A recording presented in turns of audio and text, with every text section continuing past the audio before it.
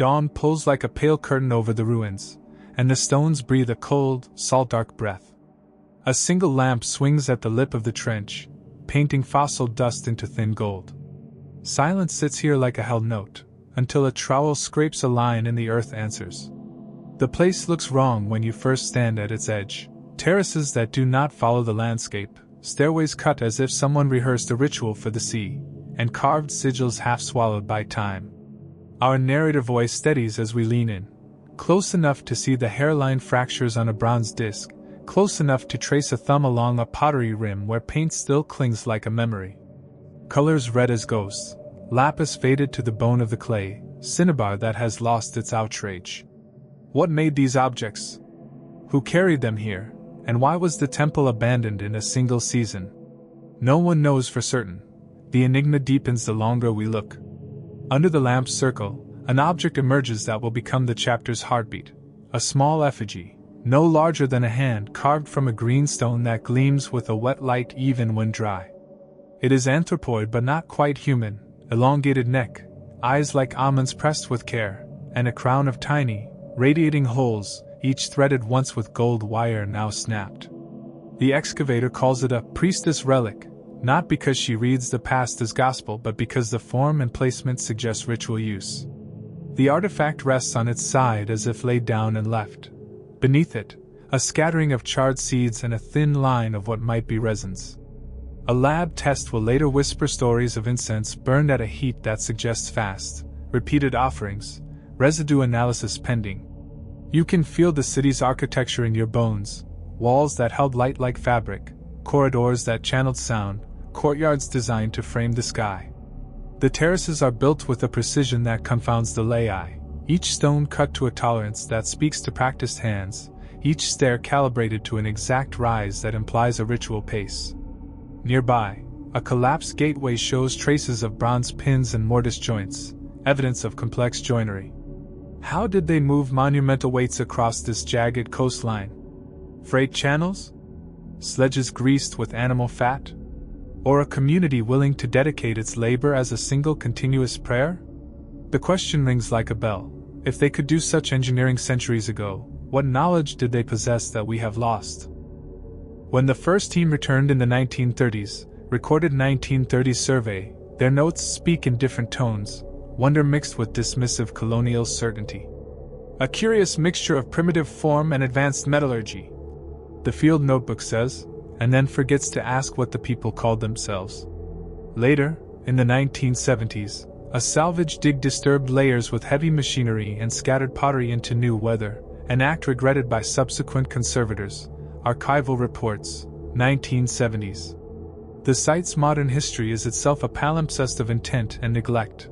Maps redrawn, stones reused for local walls, legends misremembered, the sacred becoming shelter and then rubble.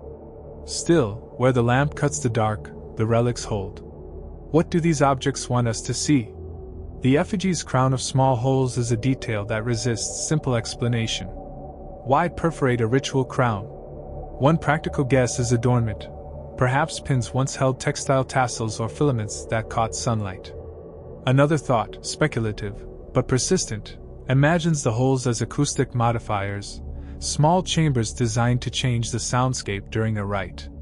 When the wind passes or a reed is run through them, do they sing? Some on the team insist this is a late addition, a repair to make the object wearable. Others argue it was intentional from the start, interpretation debate ongoing. Which reading feels truer to you, standing here with damp soil on your shoes and the sea wind in your ears? The excavation proceeds in quiet choreography. Hand brushes follow the trowel, and each unearthing is photographed from a dozen angles. A conservator extracts a thin column of sediment for future analysis, wrapping it in foil like a preserved wound. Small finds are bagged and labeled with the careful handwriting of people who hope their notes will outlive them.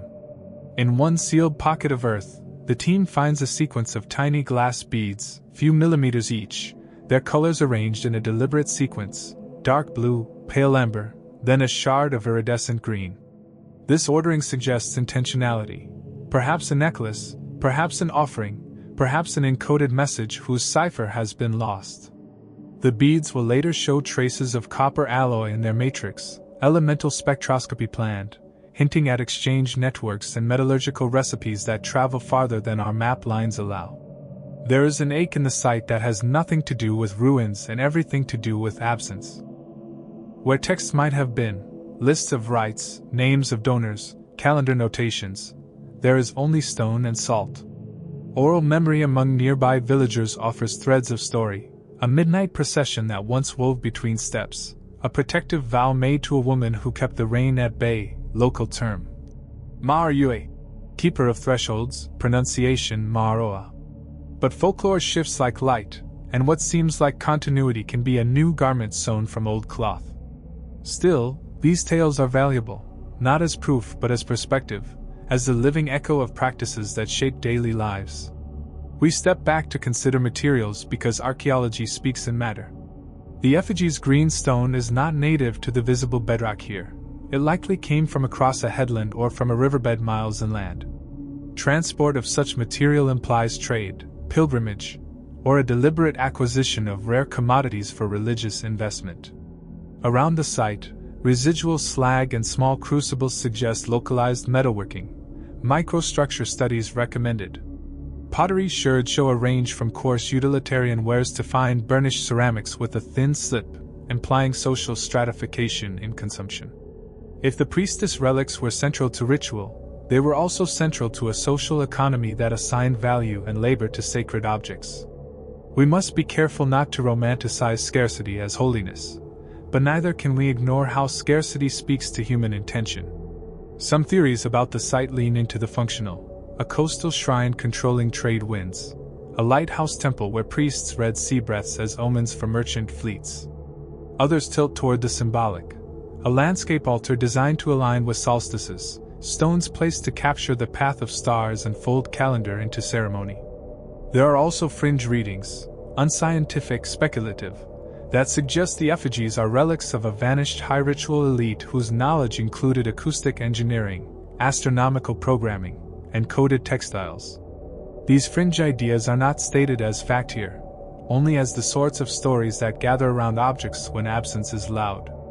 Mainstream archaeology favors replication and testable models, photogrammetry to model the terraces, radiocarbon for the organic remains, isotopic analysis for the beads and the bones, each technique a lens narrowing possibility into probability.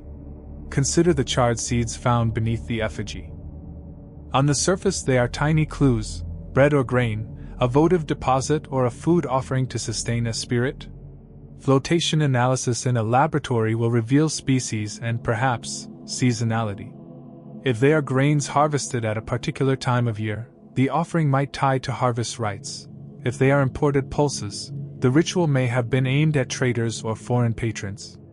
Each sample can narrate its own small biography when placed under the microscope: starch granules with telltale pits, pollen with regional signatures, phytoliths that refuse to lie. Even these small things push our story beyond aesthetics into economy and ecology. What did people eat? What did they ritualize? And how did environment and ceremony entwine? Walking the site in a slow circle, the remains of a plastered wall show traces of pigment, a faded band of red that once separated space like a sentence divides meaning. Frescoes rarely survive intact in these climates, but palimpsest pigments, thin slashes where color adhered to lime, can tell us about iconography. Were there processional figures, stars, or stylized animals? Even where the painted image is no longer legible, its palette tells us about trade. Cinnabar must be procured, lapis required long-distance exchange, and organic dyes suggest botanical knowledge. A primer of recipes once known to local artisans has dissolved into the hands of time, but the chemistry within fragments whispers of lost workshops and apprenticeships. The architecture invites us to map movement. A narrow corridor funnels from the outer court into an inner chamber barely tall enough for us to stand upright. Inside, niches are spaced at intervals and show evidence of having held small objects, oils, lamps, perhaps votive dolls. One niche, larger than the rest, retains a ring of soot 3 feet high, as if a torch was carried in ritual procession and set in a precise place. Footprints embedded in worn stones suggest an ordered choreography, Repeated use scours steps into the rhythm of bodies. If rituals follow movement, these pathways are the choreography, and the priestess, whether title, office, or role, is both actor and recorder of communal time. How does one name a priestess? The title is a modern convenience, an interpretive shorthand for roles that may have been complex and layered. Perhaps the person who cared for these objects was both healer and accountant, both midwife and keeper of maritime contracts. In many ancient contexts, ritual and administration are woven. Temple economies store grain, receive tribute, and adjudicate disputes. Labeling the effigy, priestess, simplifies that complexity into narrative traction, but it risks erasing nuance. So we press gently, call it a relic associated with ritual authority, and leave open what that authority entailed. Every hole in the story invites a method. We deploy them: micromorphology to understand floor surfaces, where they trampled or swept, luminescence dating of ceramics to bracket activity phases, laser scanning to create a three-dimensional archive so fragile walls may be studied without further wear. Scientific methods are the scaffolding that allows speculation to stand without collapsing into fantasy. Yet each method brings its own assumptions. Radiocarbon measures organic decay within calendars defined by labs and calibrations. Isotopes reveal childhood landscapes within migrating teeth but require careful baselines. A humility toward data is necessary. Measurements do not erase ambiguity but refocus it into measurable questions. Between methods and myths sits the human impulse to narrate. Here, a local story persists. In storm years, villagers say, a figure in green wades out at midnight and leaves wreaths of kelp on the uppermost stair. When harvests fail, the community resists cutting timber from the temple remains for fear of a curse. Oral testimony, local families. These are not evidentiary anchors. They are living threads that place the ruins within cultural continuity. Treating such accounts as mere color misses their social function. Folk practices shape how a community relates to a place, and that relationship, in turn, shapes preservation, reuse, and the decisions that archaeologists must navigate ethically. At the center of the chamber, the effigy sits within a slight depression, a deliberate hollow. The socket suggests it was fixed to a base, perhaps mounted on a pole for processional display or anchored to a plinth within an altar. The surrounding soil contains a ring of compacted ash, forming an invisible calendar of repeated burning. Each sequence of ash layers is a timestamp, a palimpsest of rituals. By sampling these layers and reading them with stratigraphic care, scientists can begin to say not only when a rite occurred but how frequent rites were. Were they daily, seasonal, or generational? The pattern matters because it speaks to the intensity of devotion and the social structures that maintain it. We must balance wonder with restraint. The artifacts seduce imagination, they beg for legends hung around them like necklaces. Still, the best stories archaeology tells are those that admit uncertainty while leaning into evidence. The bronze work suggests a high level of metallurgical knowledge, alloys tuned for tensile strength, surfaces finished to near mirror sheen. If a community invested in such craft, what else did it prioritize? Education of artisans, apprenticeship systems, and perhaps seasonal workshops where specialists traveled and taught. These are the social infrastructures that sculptures hide inside of. A question surfaces as the sun climbs and shadows shrink. Why did the site fall silent? Abandonment can follow many roads: natural disaster, economic collapse, conquest, or slow attrition as populations shift. The archaeology leaves traces. A layer of rapid collapse would show broken implements, sudden sealed floors, human remains caught mid-task. A gradual abandonment would show plundering, reuse, slow roof collapse, and the gradual removal of valuables.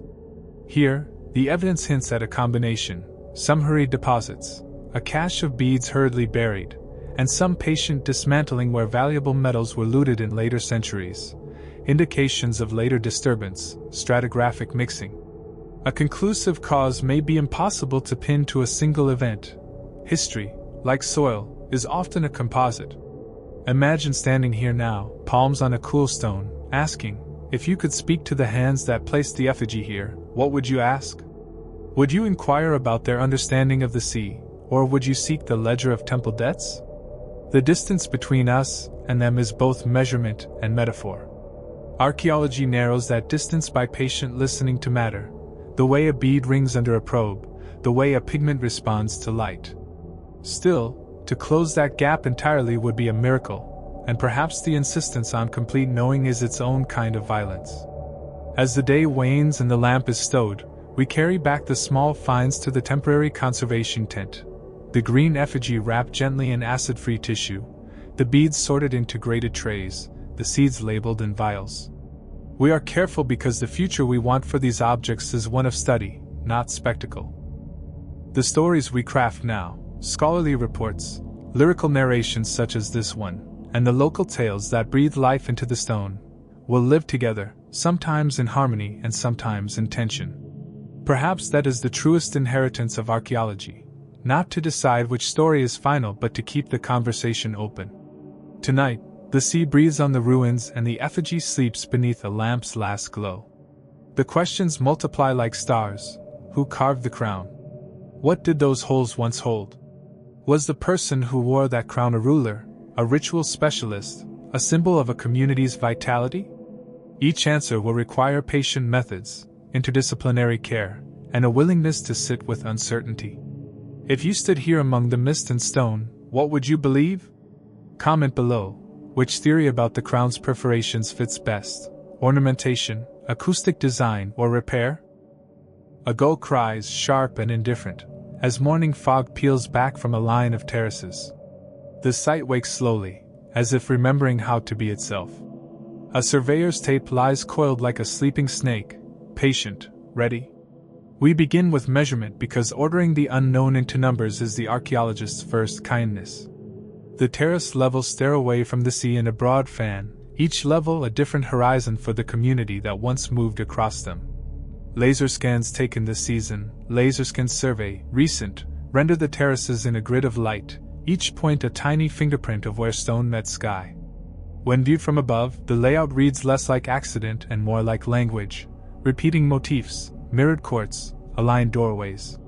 Someone planned the place with intention, and planned implies purpose. Walk the outermost terrace and you find traces of a quay, worked stone seats for timbers, scanty iron fittings corroded into the rock, and a band of stones smoothed into a ramp as if bodies and goods once slipped over them like tides. The presence of maritime fittings rewrites a story that otherwise might have been inland ritual. This was a place of exchange, of passage, of arrivals marked by salt. Trade does not merely move commodities, it moves ideas, styles, and people. The beads, the lapis, the green stone all become evidence of networks that stretch beyond the headland, threads pulled through ports and markets far from this cliff. Inside the inner courts, the floor stones are worn into shallow bowls by feet. Some steps are carved to exact rises that fit the measured stride of humans performing repeated acts, processions, rites, or the daily comings of labor. The stones were records rhythm, footsteps over years, possibly centuries.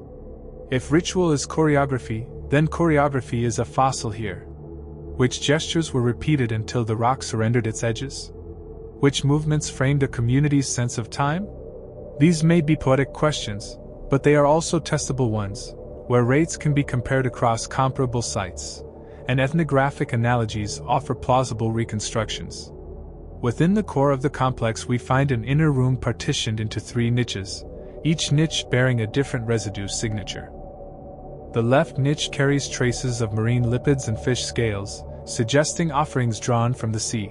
The center niche contains charcoal-rich layers with repeated pulses of resinous smoke, possible incense, perhaps pine or imported conifer pitch, while the right niche retains microscopic fragments of textile fibers and traces of red pigments, residue analysis pending. These differing assemblages imply a sequence of ritual zones rather than a single-purpose altar. Ritual practice here may have been polyvocal, calling on the sea in one instant, the hearth or forest in another, and the material artistry of cloth and color as a third. The implication is social, a community whose ritual life stitched disparate economies, fishing, forest trade, weaving, into a single practice. Who stood in the niches? We cannot name faces, but osteological fragments recovered from a shallow pit nearby suggest a population with varied diets, Isotopic results from earlier comparative studies show a diet rich in marine protein but supplemented by C3 crops. Isotopic baseline studies recommended. This dietary mixture would befit a society at a maritime agricultural interface, either wholly seafaring nor purely agrarian. Social roles in such communities are often cross-cutting. Those who presided over the temple might have been merchants, mariners, and kinship leaders rolled into one personage. The idea of a priestess as a purely spiritual figure simplifies a more braided reality. The sound here tightens your chest, wind, stone, and the echo of a long quiet bell. You can almost hear steps that are not your own. Archaeology is patient work in part because it resists the dramatic. Interventions are incremental. A sondage here, a column of cores there, samples sealed in tidy crates and sent to labs that hum like distant engines. Yet patience does not mean the absence of drama. One morning, a test trench revealed a compact layer of burnt timbers beneath a collapsed lintel.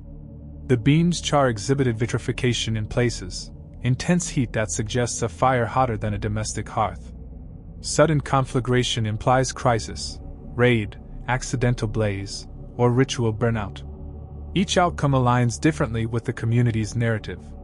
If the temple burned in a single catastrophic event, the archaeological signature would be sharp and sealed. If not, the pattern of repeated small fires would suggest periodic ritual cleansing.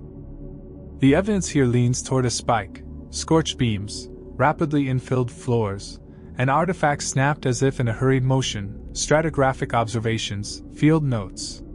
Nearby, a cache of small bronze pins and 2 near-intact tweezers appeared in association with the burnt layer. The pins, when measured, display consistent diameters and were likely produced in the same workshop. The tweezers show high-quality finishing, a polished tip meant for delicate work. These tools suggest that the burnt space might have been a workshop or an area of careful preparation, perhaps a place where priests or artisans prepared ritual objects and slipped into catastrophe. If so, the conflagration would have erased not only the products of ritual, but the means of making them, severing a thread of craft knowledge and scattering it across time. Between the benches of the old survey tent, a young conservator hums a small machine as she consolidates flaking pigments. Her work is invisible to the public eye but essential. Pigments rarely survive unassisted. When consolidated with reversible adhesives and then photographed with raking light, the pigments yield traces of pattern, the suggestion of a stylized wave motif, repeated across a frieze. Such an image, if confirmed, would bind the community to the sea iconographically, making maritime symbolism not just economic but cosmological. Each pigment sample will also be radiometrically checked for organic binders and for mineral sources. Cinnabar, for instance, has a very specific geochemistry that can point to trade links. Mineral sourcing analysis, recommended. At noon the sun pours through a slit, making motes of dust into a small universe. The motes hang, patient and indifferent. If ritual ties a community to place, then inscription binds it to memory. Here, however, inscriptions are coy. A few scratched marks at the base of a standing stone might be the remnants of a script, or they may be tally marks worn by the fingers of children counting game pieces. The line between text and abrasion is slim. One carved stone bears a row of small incisions that some argue form an abstracted calendar, repeated notches in a pattern of 3s and 4s, but that reading is contested. Without a Rosetta Stone, interpretation must remain guarded. Still, scratched marks are not meaningless. They are traces of human cognition insisting on order. Comparative study with regional epigraphic corpora shows no direct matches, yet the pattern of notches mirrors counting systems documented in neighboring polities, comparative epigraphy, regional surveys. If this was a local notation system, it may have been used for ritual counting, offerings, days of fasting, or inventory of temple goods. Inventory systems in many ancient temples were the backbone of their economic power. Listing assets is also a form of governance. Perhaps what the notches record is less mystical than managerial, an account ledger for votive gifts, tallied by those who steward communal wealth. A child in a nearby village traces his finger on a shard and smiles. The shard is his map to a story. The shard's edge is a cliff to a long imagination. The human elements of the dig are unavoidable. Teams are composed of differing temperaments: the meticulous surveyor who measures each pebble, the storyteller who binds fragments into narrative, the conservator who cradles the past's flesh. Conflict arises not from malice but from interpretation, and interpretation matters. How we tell a site's story shapes public perception, heritage policy, and sometimes, the resources devoted to preservation. Being an archaeologist here means being accountable to multiple publics: the scientific community, the local residents, and an online audience hungry for spectacles. Negotiating access with local authorities has been a slow rhythm of requests, permits, and community meetings permit records on file. Ethical practice requires that the community whose land we study participates in decisions about excavation, display, and curation. In recent months, the team has invited elders to speak at the dig site, to show local children where artifacts were found, and to discuss future plans for a community-led interpretation center. These meetings complicate research timelines but enrich the work. Heritage is not only about objects in glass cases, it is about living relationships between people and place. At dusk, the scent of the sea thickens, and a woman from the village brings hot stew to the field team. She laughs as she recounts an old quarrel about who owns which terrace. A discovery shifts focus: a ring of stones set apart from the main complex, arranged in near-perfect concentric arcs. At first glance they read as a later burial monument, but their positioning and form mirror earlier patterns found in ritual spaces elsewhere: comparative architecture, regional parallels. Within the ring, a shallow depression holds a scatter of worked bone pins and a single, unbroken spindle whorl, evidence of textile work. Could this be a weaving circle, a place where cloth and ritual intersected? Textiles are profoundly ephemeral in the archaeological record, yet their tools survive to tell us they were central to identity and economy. The presence of spindle whorls suggests that textile production, perhaps even ritualized cloth making, was integrated into the sacred landscape. Experimental archaeology has shown that certain patterned textiles require coordinated group work: multiple spinners, dyers, and weavers cooperating across seasons to produce a single ceremonial cloth. If such production occurred here, it may have formed a social calendar, times when women and men gathered to spin, dye, and weave as part of communal ritual. The materiality of cloth binds bodies together. Sacred cloths encode lineage, mark status, and perform memory. Discovering textile tools within a ritual concentric ring hints that the community's identity was woven as literally as it was metaphorically. Night presses in. A lamp is placed by the ring and the bone pins glint like teeth. Someone hums an old tune. We close the day with more questions than certainties, each query a map line toward another excavation. Why were so many crafts centralized near a sacred core? How did maritime trade shape ritual vocabulary? Was the crown's perforation a symbol of technical skill or something more performative? The cartography of silence is not empty, it is dense with possibility. If you could choose one thing to test first, what would it be? Dawn finds the kiln half swallowed by ivy, its mouth a dark eye looking back at the sea. Heat lingers here like the memory of a hand, and the cracked rim still smells faintly of ash. Close enough, you can see the telltale vitrification on a shard, glassy skin where clay once slept. The kiln is the site's dead center for production and prayer, a place where craft and cosmology meet. Will marks cross with soot, and across a workbench a half-formed lamp waits as if the potter stepped away to answer a bell. Thermoluminescence might one day give us a date for the last firing, thermoluminescence dating recommended, but even without an absolute, the technological fingerprint is clear. The community here achieved consistent firing temperatures, engineered airflow channels, and used layered fuels that produced both oxidizing and reducing atmospheres. That mastery implies apprenticeships, shared knowledge, and a social system that valued the transmission of craft. A potter's thumbprint survives in a vessel's lip, a private signature preserved in clay. Touch becomes biography. The pottery assemblage divides roughly into three functional classes: coarse ware for storage, fine sipped vessels for serving, and a category of thin-walled, burnished lamps decorated with incised sigils. The lamps are particularly telling: small, portable, and often found in votive caches. Their uniformity of manufacture suggests centralized production, perhaps even temple-controlled workshops. If the temple directed the creation of ritual lamps, then power here was both symbolic and logistical. Control of light in ritual is control of attention and time. The motifs on the lamps, concentric ridges, punctuated dots, and a recurring spiral, echoed the stone sigils found elsewhere on the terraces, suggesting a shared visual language that connected object, space, and ceremony. Metallurgical debris near the kiln includes small droplets of bronze and tiny glassy slag nodules, indicating on-site alloying and glassworking. Slag analysis recommended. The presence of crucible fragments and tuyere fragments implies not only pottery manufacture but complex metalworking stages occurring in immediate proximity to ritual production. Such co-location is not accidental. It reflects an integrated sacred economy where smithing, pottery, and textile making were part of a ritual industrial complex. In societies where the sacred touches daily life, workshops are as much temples as altars, for the production process itself can be an offering. Sparks from a brazier would have thrown the potter's face into chiaroscuro as he leaned over his work. Ceremony and labor share the same light. Experimentation in the lab will be crucial.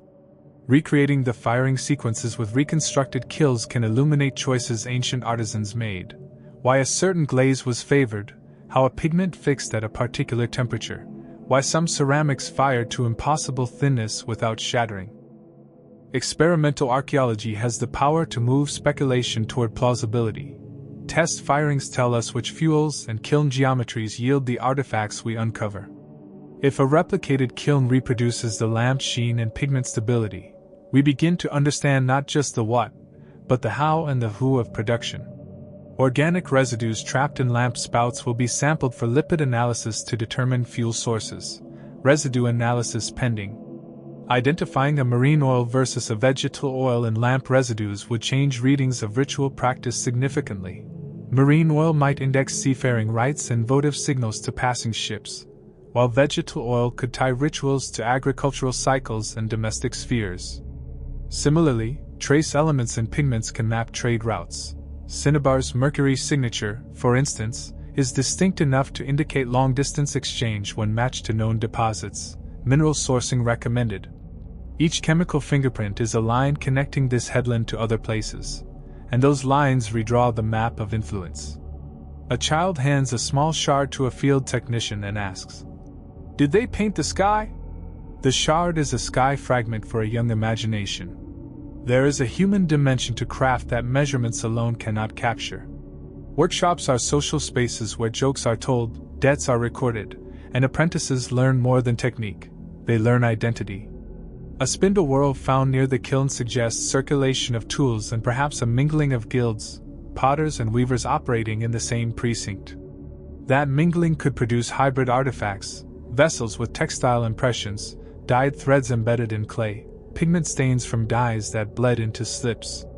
These hybrid traces are clues to everyday lives in which craft borders were porous and skills transferable. The discovery of a series of stamp tokens near the kiln footprint complicates the picture. Artifact context, field log. The tokens, small, fired clay shapes bearing consistent incisions, might function as workshop receipts, ration markers, or votive tokens. Comparative analysis with small accounting tokens from other Mediterranean and Near Eastern contexts shows parallels in size and function, though direct equivalence cannot be assumed without context. If these are indeed transactional tokens, then the temple workshop had an internal economy, issuing and redeeming value internally or with merchants. Accounting is ritualized labor made legible, and the incised marks may be the shorthand of an administrative system. Outside, gulls wheel and the sound of a hammer on an anvil makes the air fall into rhythm. The island works itself into being again. Technology can also index power. A community capable of alloy control and pigment procurement likely held sway in regional markets. But power is precarious. Every specialized production system depends on fuel, raw materials, and market stability. Interrupt one of those supply chains, the source of copper ore, access to lapis, a crucial timber for kiln stoke, and a craft tradition is endangered. Understanding the vulnerabilities of production helps us read abandonment. Did the kiln fall silent because a timber source vanished? Did trade routes shift because of political realignment? Was the loss sudden or incremental? Pollen samples extracted from midden layers surrounding the kiln will be analyzed to reconstruct local vegetation histories. Pollen analysis recommended. If evidence shows deforestation concurrent with a decline in kiln use, the story leans toward environmental pressure. Conversely, if pollen profiles remain stable but artifacts thin out, social or economic disruption is likelier. A single line of evidence rarely proves a case. Instead, we triangulate kiln debris, pollen, isotopes from human bones, and historical references if they exist, to craft a multi-causal narrative. A local elder mutters a proverb about smoke leading men differently than wind. Proverb and science meet. We must also consider the performative aspect of craft. Making is itself an act of meaning. The shaping of a lamp, the careful incision of a sigil, the polishing of a bronze pin, these are gestures that consecrate matter. In many rituals, the act of producing an object imbues it with potency. The maker's intention is part of the artifact's biography. This is not poetic window dressing but an archaeological variable, workshop layout, tool marks, and use where patterns can reveal whether objects were made quickly for trade or slowly as ritual specialties. Slow, meticulous production points to objects meant for ritual circulation, and the kiln's careful construction supports the latter reading. One striking find near the kiln is a sequence of tiny, deliberately perforated discs, either bead nor coin. They are too small for currency and too uniform for casual manufacture. Their distribution across the site and their repeated motifs suggest a coded use, perhaps as counters for ritual recitation or as parts of ritual garments, artifact catalog entries. If linked to the crown perforations found on the effigy, patterns emerge: perforation as a motif of integration, in metal, in stone, in textile. Perforation as a symbolic and technical practice, a form language that travels across materials. As the light slants west, the kiln silhouette looks like a held palm. What did those palms make, and to whom were they given? If you could step into the kiln's last firing, what would you listen for? The hiss of embers, the murmur of apprentices, or the whispered prayer of a maker? Comment below with the sensation that draws you most, and tell us which craft you think formed the community's backbone: pottery, metalwork, or textiles. A thin dawn brightness slides across the burial slope, and bone whispers under the trowel like paper turning. A child's molar, white as a winter bead, sits in its labeled tray as if waiting for a story. Silence here is heavy with names we do not possess. Excavation of the burial cluster begins where the terraces slope into a sheltered cove. Graves are shallow, sometimes intercut, sometimes careful. Pottery placed at ankles, beads threaded around necks. A bronze pin jammed through textile folds, gestures of care and a grammar of leaving. The osteological record reads as both ledger and elegy: aged profiles, healed injuries, enamel hypoplasia that marks childhood stress, and robust bones that tell of labor. Each element is a line in a human account book that archaeology tries to translate into social life. A collarbone bears an old break, healed crooked like a scar on a map. Someone carried a burden and lived. Human remains here are treated with scientific restraint and ethical protocols. Osteological analysis recommended. Community consultation ongoing. Sampling plans call for stable isotope analysis to reconstruct diet, carbon and nitrogen isotopes, strontium and oxygen for mobility studies, and ancient DNA where preservation allows, though DNA preservation in coastal contexts is often poor due to salt and heat. DNA sampling pending.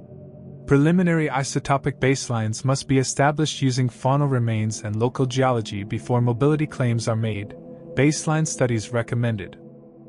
If teeth show childhood signatures from inland geology while bone collagen records marine-rich adult diets, migration narratives emerge. People moved, adapted, and integrated into coastal economies. But migration is not only movement of bodies, it is the movement of skills, language, and ritual practice. Someone once placed a bead inside a child's hand and closed the dirt like a promise. Promises persist in small things.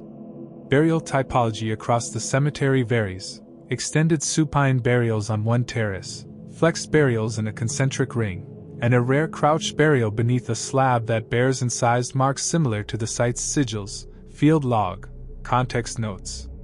Such variation can signal chronological phases, social differentiation, or distinct mortuary roles.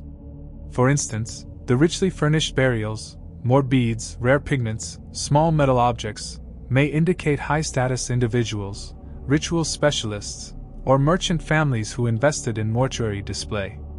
Conversely, modest graves with utilitarian sherds suggest everyday folk, laborers, or dependents. Status can be read in grave goods, but interpretation requires caution. What looks like status to an outsider might be a ritual token, a mark of craft identity, or a kin sign. The sea sighs at the lip of the slope as if listening to the stone's record names. Names are almost always lost here. Pathologies on the bones sketch daily life. Osteoarthritis and lower lumbar vertebrae suggests heavy lifting. Enthesial changes on upper limbs imply repetitive weaving or pottery throwing. Dental wear patterns indicate abrasive diets, possibly from stone-ground grains. A high prevalence of healed trauma could imply violent skirmishes or dangerous labor. Perimortem trauma would hint at sudden violence. But in this cemetery, healed injuries outnumber acute trauma, suggesting endurance rather than catastrophe. Community resilience shows on bone as much as sorrow. An elder from the village touches a tooth and murmurs a name in a language nearly forgotten. Language and bone meet in the hush. The ethics of sampling human remains are paramount. The team meets with village representatives to outline sampling aims, potential outcomes, and the care plan for reburial or curation. Permission is not merely a formality, it is a relationship. Where communities prefer reburial over laboratory sampling, archaeologists must negotiate alternative strategies such as non-destructive imaging, micro-CT scans, or limited sampling with shared access to results. Transparent reporting, giving back digital models, sharing isotopic results in plain language, and co-authoring public-facing interpretations, shifts archaeology from extractive to collaborative practice. These steps are slow but necessary to build trust and preserve dignity. A micro-CT image scrolls across a monitor, and the molar's interior looks like a tiny cathedral. Bones hold architecture. Mobility studies may change the map of influence. If strontium ratios within enamel fall outside the local geological signature, we find lives that cross landscapes. Children raised inland who later lived by the sea, artisans who traveled with marriage or apprenticeship, or traders who settled near ports. Mobility is not a binary of foreign versus local, it is a spectrum of relational choices. An influx of inland individuals might correlate with new craft styles or burial rites. Conversely, isotopic continuity across generations suggests long-term residence and local continuity in ritual practice. Either outcome tightens the narrative thread between craft, kin, and ceremony. A bead's trace element signature is read like a fingerprint. Where did this person touch the world? Ancient DNA, where preserved, can reveal kinship patterns that burials alone obscure. Mitochondrial haplotypes show maternal lines, Y chromosome markers paternal lines, and autosomal DNA reveals broader ancestry. If high-status graves cluster genetically, we might infer kin-based elites. If genetic diversity is high across the cemetery, social organization may have been more fluid, perhaps organized around craft or religious office rather than hereditary lineage. Yet DNA is delicate and ethically entangled. Sequencing without community consent is a breach. The team's policy is clear. Any genetic work requires explicit local approval and a plan for data stewardship. DNA policy agreed in meetings. In a corner, a dog's burial lies curled with a bone pin in its mouth. Animals kept company in life and death. Animal remains in graves carry symbolic weight. Dogs, often companion animals, could act as liminal guides in funerary belief systems, escorts to an afterlife or guardians of thresholds. Faunal offerings of fish bones and sea birds within graves may indicate that the dead were provisioned for a maritime journey, aligning cosmology with ecology. Zooarchaeological analysis, species identification, age-at-death estimations, and cutmark studies helps decode whether animals were food, sacrifice, or symbolic companions. In this cemetery, the prevalence of marine fauna in burial contexts strengthens the interpretive tie between sea, death, and ritual. A child's grave holds a spindle whorl and a small lamp, as if craft and light comfort the absent. Objects accompany absence. Social identities are constructed at multiple scales: individual, household, craft guild, and polity. Material markers in graves, dress elements, craft tools, pigment residues, can index which social domain mattered most for identity. If spindle whorls co-occur with female-associated burials and metal tools with male-associated ones, we risk reinforcing gendered assumptions without context. Ethnographic complexity warns us, in many past societies, tasks cross-cut gender and status lines.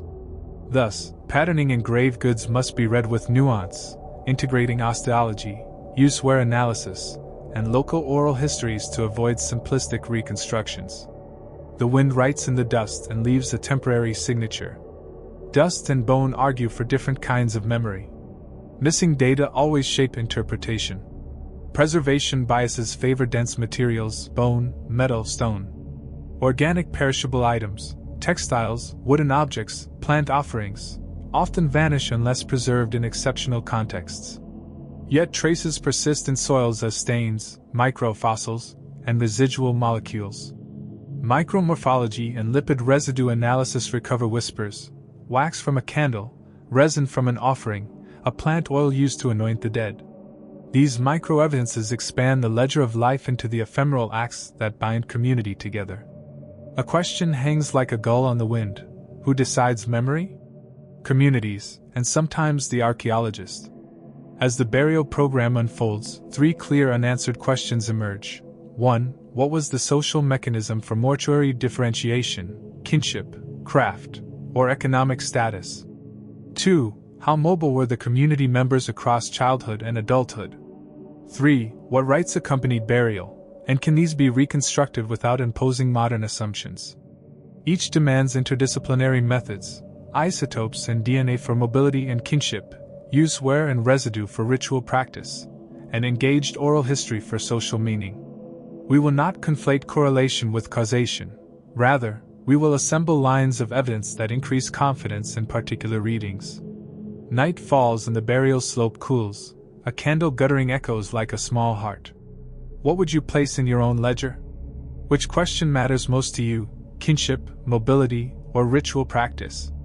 Vote in the comments and tell us why.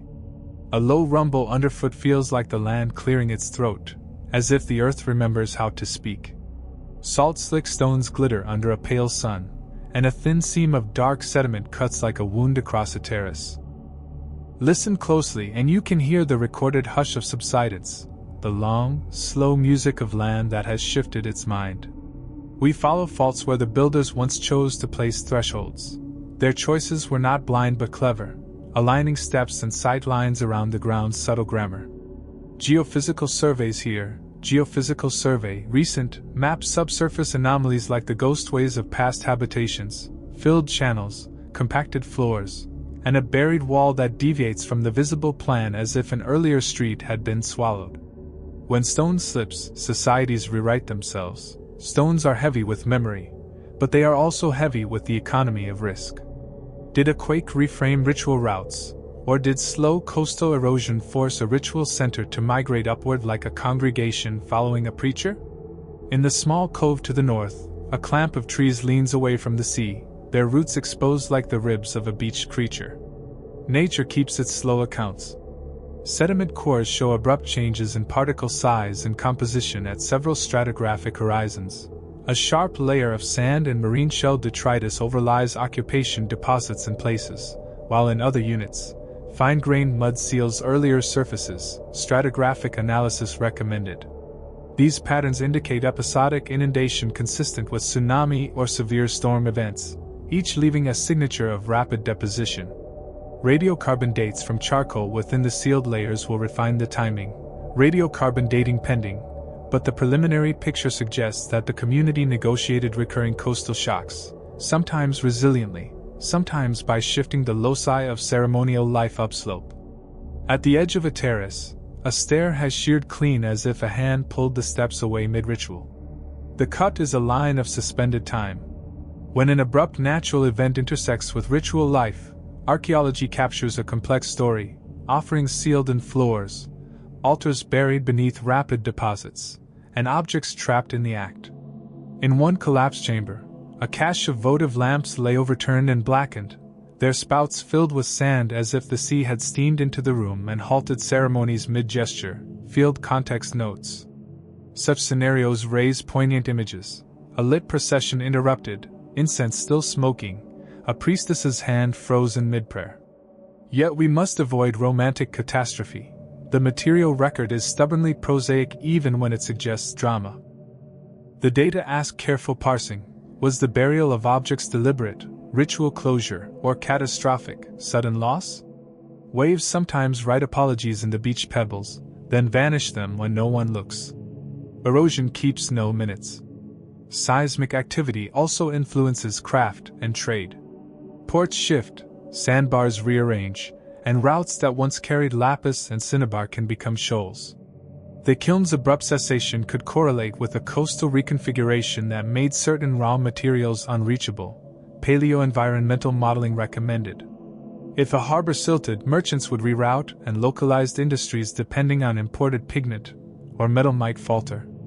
Economic ripple effects from geological change often look like social decisions in the archive of abandonment, workshops quiet, temples stripped of valuables, and craftspeople moving to new nodes of exchange. Nature does not make choices, but its disturbances force human ones. A fisherman points to a sheltered inlet and says, "They used to tie boats there." His finger is a human map. Paleotsunami models and coastal geomorphology place this headland within a corridor prone to episodic inundation, coastal geomorphologist studies recommended. If the ritual terrace sat near a point of maximum wave action, the community may have ritualized the hazard itself. Rites to placate oceanic forces, seasonal processions to mark vulnerability, and architecture raised or reinforced in response. We must consider such adaptation as active, not merely reactive. Ritual practices often encode risk management. A shrine where offerings are made to appease the sea is also a communal hazard protocol written in symbols. A child finds a piece of bone smoothed by water and holds it like a talisman. Children redraw meaning in play. Beyond abrupt events, slow geologic processes, subsidence, compaction, and salt crystallization, can fracture architecture and erode organic preservation. Salt is a quiet killer of organic matter. It wicks moisture and drives decay. The loss of perishable technology, wooden poles, woven bands, can alter how we reconstruct ritual performance. Where a crown once bore threads that sang in the wind, only perforations remain, which the mind must fill with imagination. Scientific recovery techniques can sometimes rescue residues. Crystallized salts may contain trapped lipids or pigment particles, and microfossil analysis can reveal botanical elements once thought forever lost.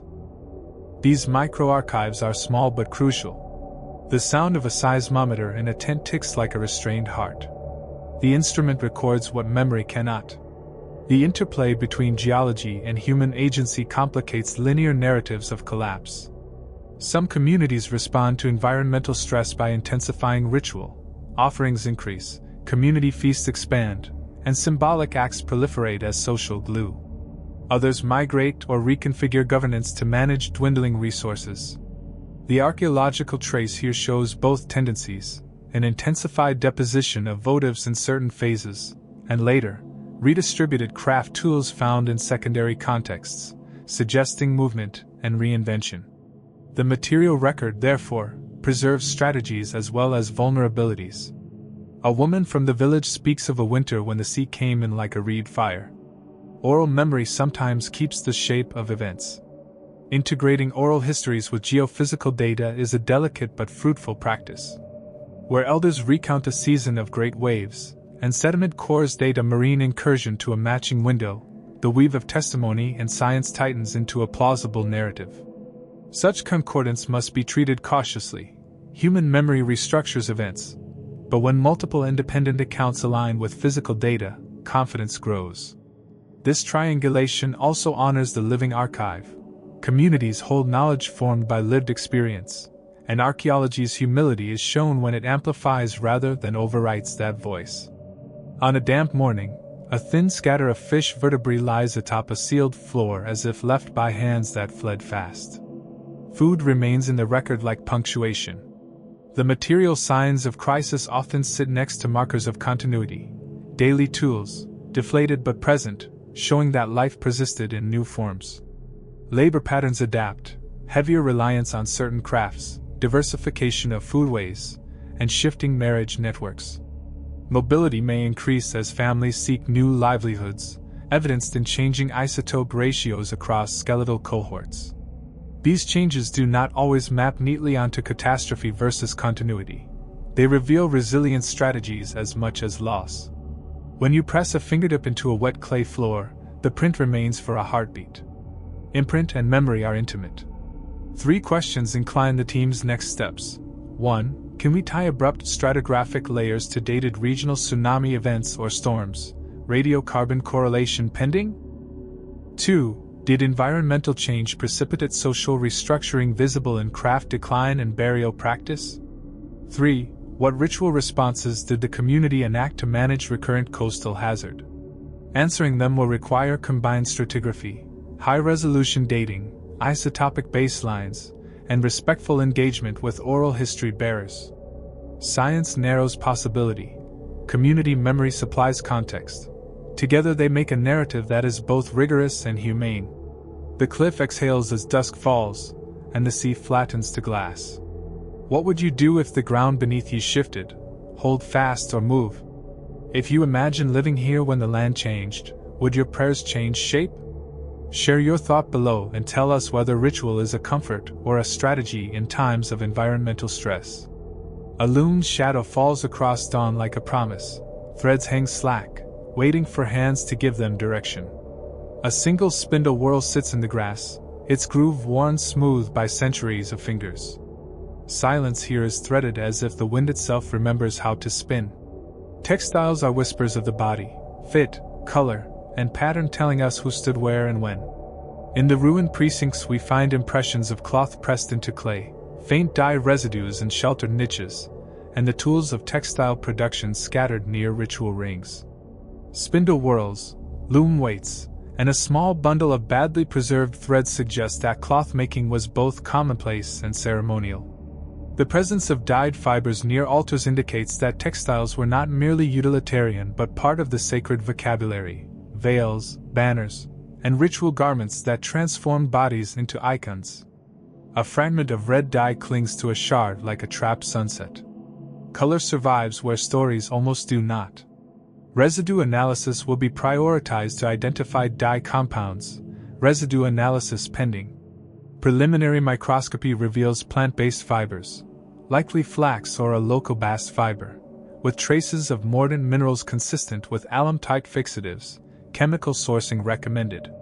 The recurring palette, deep red, indigo-like blue, and a muted yellow, points to a color system that required both botanical knowledge and trade connections. Cinnabar and lapis may have provided accents, but the base colors appear botanical, implying local dye gardens or traded dyewoods. If certain hues were restricted to ritual elites, then color itself was a social register, a visible taxonomy of rank and role during ceremonies. A child lifts a thread and imagines a robe that makes them taller. Cloth invites transformation. The spatial distribution of textile tools is telling. Loom weights cluster in semicircular rings near the concentric stone formation we found earlier, artifact contexts.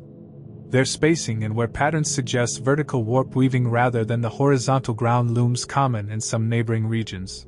Weaving technique analysis recommended. Vertical looms allow larger, more complex panels, ideal for banners and garments meant to be seen at a distance. Combined with dye complexity, this suggests ritual textiles engineered to be visible in processions or perched on altars, catching light and wind to command attention. The perforations motif, seen across crowns, discs, and now textile pins, reappears as an intermaterial signature, a design grammar that reverberates across metal, stone, and cloth. Wind through a thread plays like a small bell. Patterns make sound in the right hands. Ethnographic parallels help but do not dictate reading. In many coastal polities, textiles function as portable architecture, portable because they mark identity and can be displayed, stored, and transported when needed. Some cultures weave encoded patterns that map kinship, legal status, or even contractual obligations between merchant houses. If the community here used textiles in similar ways, a ceremonial robe could carry messages, lineage, initiatory status, or maritime affiliation. Textile iconography paired with the site's quotamark notches could form a permuted script where patterns substitute for words, a tactile and visual ledger. A loom's rhythm is like a heart, each pass a measure of time. Weaving orders the day. Experimental reconstruction will be central to interpretation. Reproducing the suspected vertical loom setup, using local fibers and historically plausible dyes, allows us to test hypotheses about the visibility and durability of textile panels. Experimental archaeology recommended. How long does indigo resist sun on a headland wind? How does a woven spiral pattern read from a distance when hung along a terrace? These practical questions convert speculative readings into testable claims. The reproduction process also illuminates the social labor behind cloth. How many spinners produce enough yarn to keep a workshop supplied, and what seasonal rhythms govern dyeing and weaving cycles? A spinner's song lingers in the air like a stitch. Songs are work made audible. The perforations on the effigy's crown gain new meaning when considered with textile practice. Small, evenly spaced holes could have held filament tassels, small bells, or woven strips that connected the crown to a larger textile assemblage. If the crown was attached to a veil or banner, then it becomes an integrated costume rather than an isolated object, part of an embodied performance in which sound, color, and movement combine. Acoustic experiments pairing reconstructed crowns and attached textiles might reveal whether the ensemble produced amplified sound in wind, aligning with the speculative acoustic modifier theory. Acoustic testing recommended. In ritual, amplification can equal authority. Someone ties a knot and vows it will hold. Knots hold both cloth and promise. Gender in craft roles must be interrogated with care. While spindle whorls often get gendered as female tools in modern readings, ethnographic complexity warns against such assumptions. At this site, use wear on weaving tools shows a range of hand sizes and repetitive stress markers across both upper and lower limb elements in skeletal remains. Osteological comparisons recommended. This suggests craft participation across a spectrum of ages and perhaps genders. If ritual textiles were central to communal identity, their production would integrate households and workshops through cooperative labor, apprenticeships, and shared storage, a social web as tightly woven as the cloth itself. The loom's shadow lengthens and becomes a story. Shadows carry lineage. More than objects, textiles encode relationships over time. Repair marks, reworked panels, and patched banners signal longevity and reuse. A ceremonial robe passed across generations, redyed or restitched for new rites. Textile reuse intersects with memory practices. Worn fragments sewn into new garments carry the past forward materially. Finding repair stitches preserved in mineralized textile residues would be a breakthrough, offering direct evidence for long-term ritual continuity. Microtextile analysis recommended. The material biography of cloth can therefore become a chronology of devotion.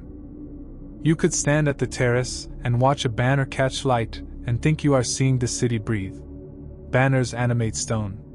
3 unanswered questions guide the next phase. 1. Can dye compounds be matched to local or imported botanical sources, clarifying the balance of local production versus trade? 2. Do weaving techniques align with known regional traditions or indicate innovation unique to this site? 3. Was textile production regulated by temple authorities as an economic monopoly or organized as household-based craft? Resolution will hinge on chemical sourcing of dyes, experimental weaving replication, and integrated osteological and ethnographic analyses. Each line of inquiry preserves humility. We read cloth's threads but must not spin stories beyond the evidence. Night comes and someone hangs a small banner across the tent. Its colors are proud despite dust. Colors outlast their makers. If textiles are a language, what would you weave to tell your story? A simple stripe, a complex spiral, or a field of red meant to be seen from the sea? Share your design in the comments and tell us which color would mean the most to you. Dawn finds a shadowed lintel half hidden by ivy, and along its lower edge a string of incisions catches the light like insect legs. The marks are small, repetitive, and precise, the kind of detail you could miss if you only hurry. Silence leans close and seems to be keeping a secret. The incisions resist obvious reading. At first glance they look like tally marks, but repeated elements recur in spatial patterns. Clustered threes, paired notches, a looping hook that terminates in a puncture. Photogrammetry and high-resolution raking light photography, photogrammetry, recent, render these marks in 3 dimensions, and the digital models reveal micro-chisel strokes and patination gradients inconsistent with recent vandalism.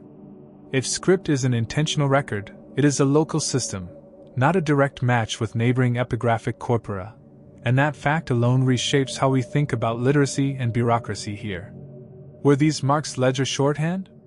Devotional inscriptions? Or a performative script used in ritual contexts? A hand traces the grooves and the stone answers with a soft clack under the fingernail. Touch reads as method. Epigraphers on the team catalog each mark, isolating repetitive motifs and mapping their contexts across the site, comparative epigraphy ongoing. Some marks cluster near caches of votive lamps and spindle whorls, suggesting an administrative or dedicatory function, tallying offerings, cataloging donors, or indexing ritual sequences.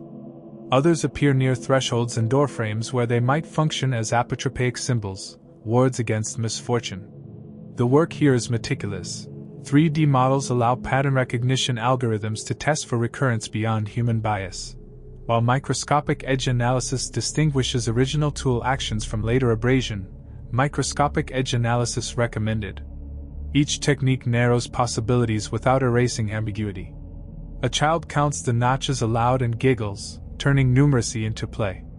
Play makes meaning democratic.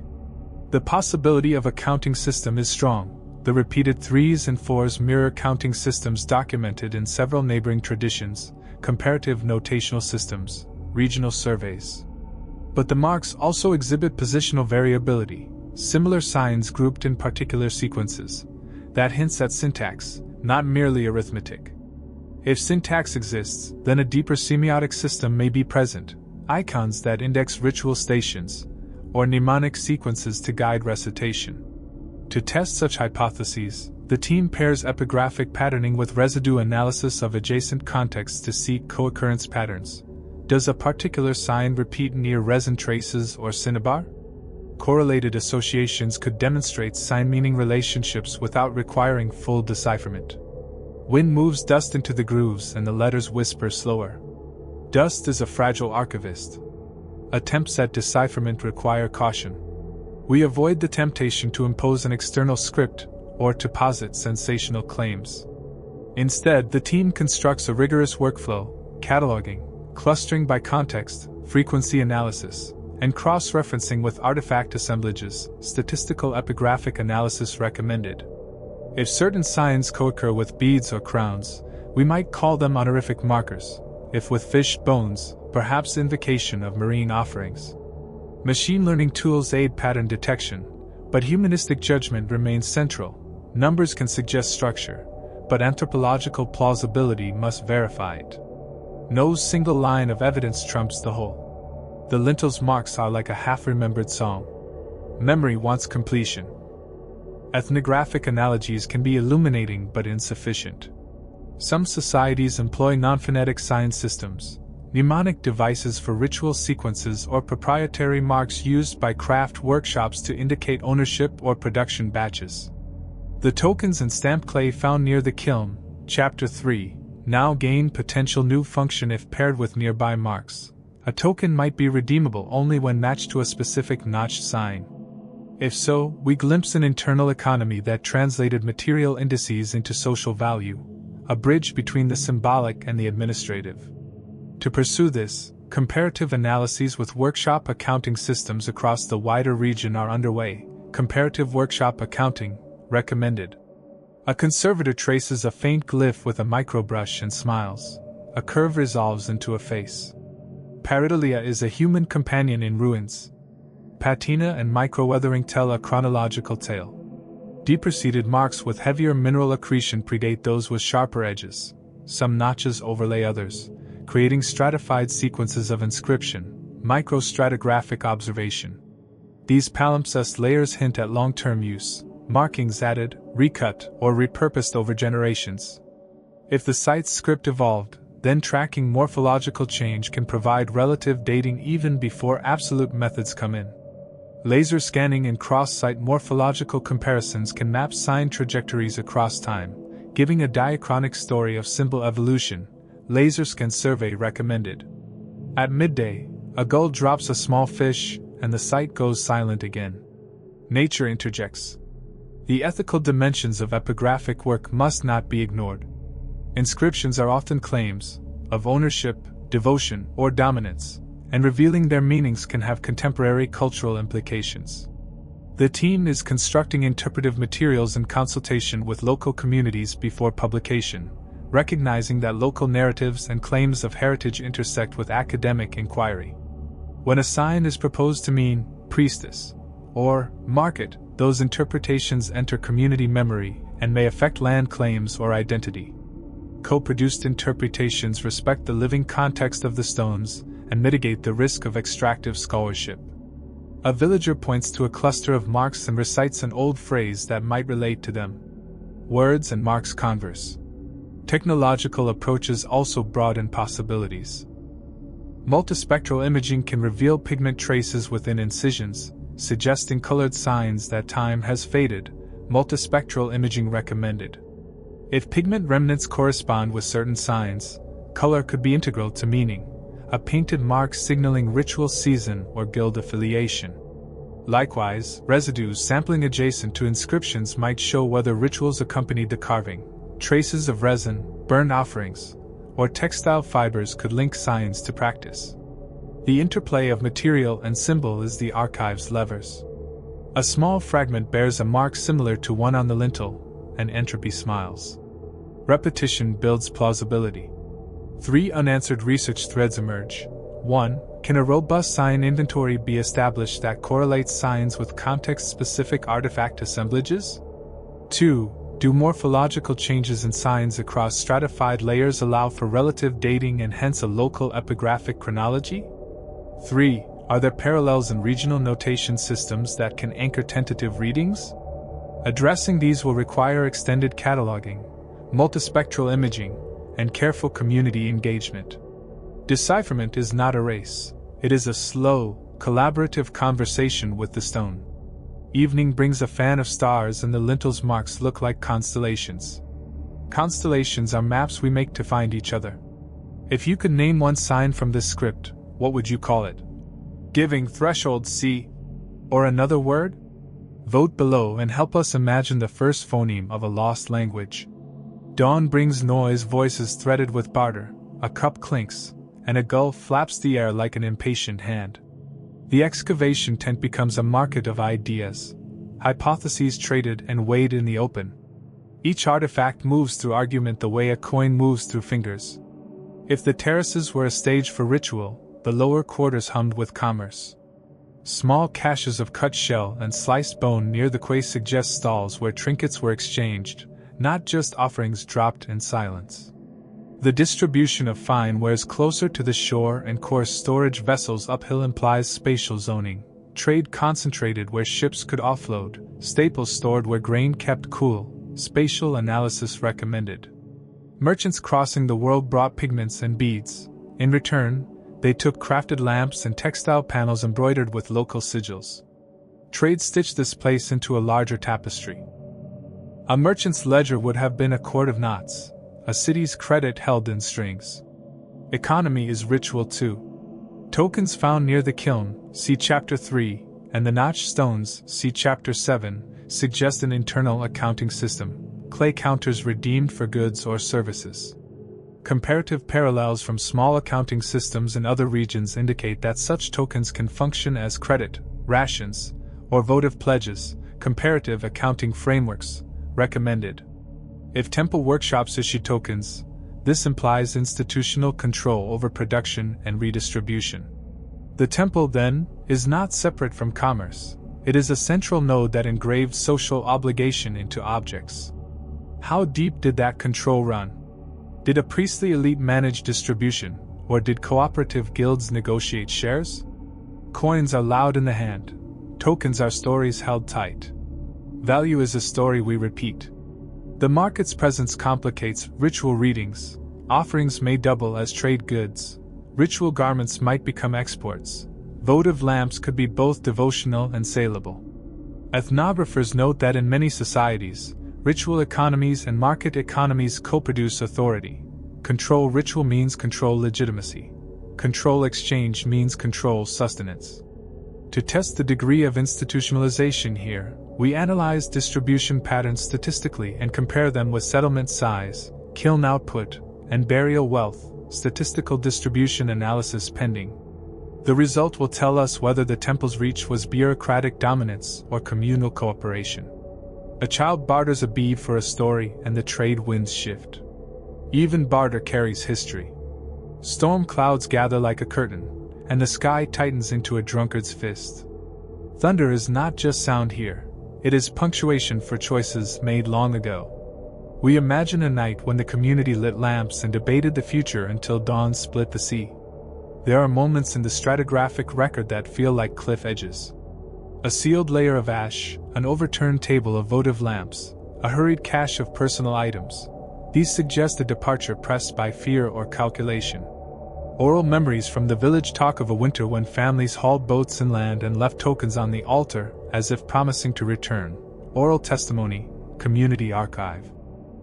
Whether that winter matches a dated event will be a matter of radiocarbon calibration, but the human image is vivid, people choosing what to carry and what to leave, deciding which stories they could take and which belonged to the place.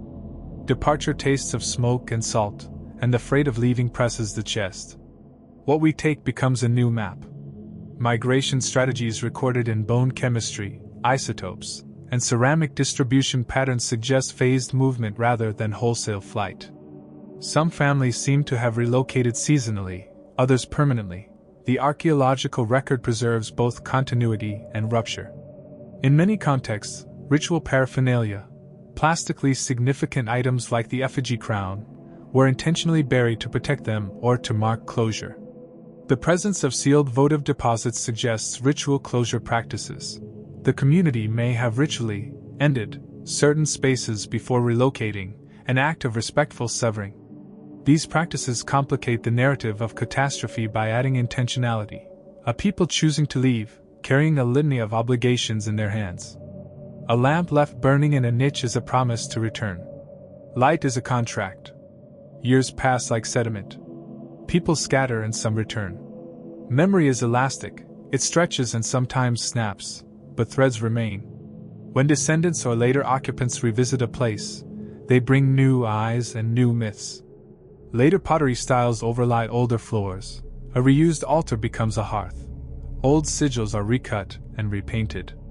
Reoccupation layers bear hybrid artifacts, an older crown fragment repurposed as a loom weight, a ritual disc turned into a household token. Such acts are not desecration but continuity, the past remade to fit new needs. Archaeologically, these palimpsests are treasure chest puzzles. The later hands both obscure and preserve older practices by folding them into new narratives. A child of returnees finds a bead and calls it a talisman. Meaning migrates with people. Reoccupation can also be a political act, reclaiming ancestral ground, asserting continuity, or legitimating new authorities. The persistence of certain iconographies, the spiral, the perforation motif, into later phases suggests symbolic durability. This continuity gives modern communities a thread to grasp when asserting heritage claims. For preservationists and archaeologists, such continuity demands collaborative interpretation, allowing living traditions to inform how objects are curated and stories told. Heritage is not a frozen past, it is a practice that breathes. A banner frayed at the edge still commands a hill. Memory remains a flag. Tools, tokens, bones, and cloth end not as mute relics but as interlocutors. We speak to them with microscopes and with stories. They answer in residues and rhythms. Science and story must share the task of meaning-making. Residue chemistry gives us diet and trade.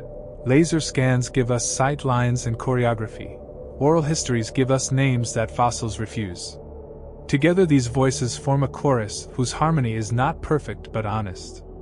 The narrative of the site becomes layered, a coastal shrine where craft, commerce, and ritual interwove, a place vulnerable to geological force yet resilient in human adaptation, a community whose practices shaped and reshaped the landscape until the land reshaped them.